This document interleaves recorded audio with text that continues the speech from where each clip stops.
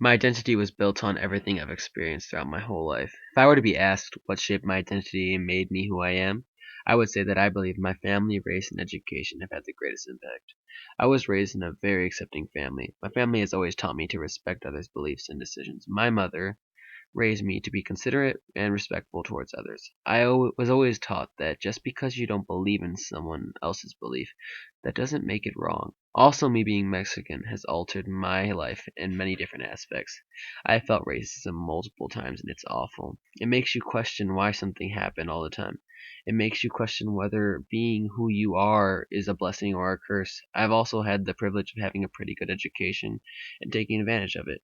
Because of that, I'm able to further my education, which will lead to a career in the future. Firstly, I think my family teaching me to always be respectful of others and their decisions has made me a very understanding person. While reading articles for my research paper, I found that a lot of people were against themselves because of their own beliefs. I felt that this was very wrong because of everything I've learned throughout my whole life about accepting what others believe. I thought it didn't make much sense to me that someone could lose their life because of others' moral beliefs.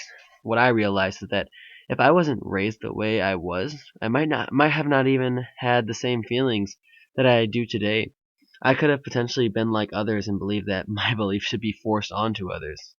Secondly, I believe my race has caused me to question why something has happened or why something played out the way it did. In class was watching Crash, I realized that I could actually understand what Anthony and Peter were feeling. They were constantly questioning what is or isn't a racist act, and that's something that I do a lot because I have felt racism on multiple occasions. I've had people stop talking to me in mid conversation and completely ignore me because they found out that I was Mexican. It's an awful feeling. It makes you always worry about whether or not someone will dislike you as soon as they meet you because of your racial background. It's something that concerns me very often because I'm always questioning whether or not someone will or is treating me differently. Thirdly, education has given me more opportunities than I could have imagined. My junior year, when I read We Beat the Street, it showed me real life proof of how taking your education seriously can take you to great places. In We Beat the Street, Samson, George, and Ramek all came from very poor families and bad situations, but they all tried their best to make better lives for themselves through education. Their story really helped me realize that if you want to reach your goals, it's up to you. I've always taken school pretty seriously and have always tried to take something important out of everything I've learned, and because of this, I believe that my education has shaped and will continue to shape who I am.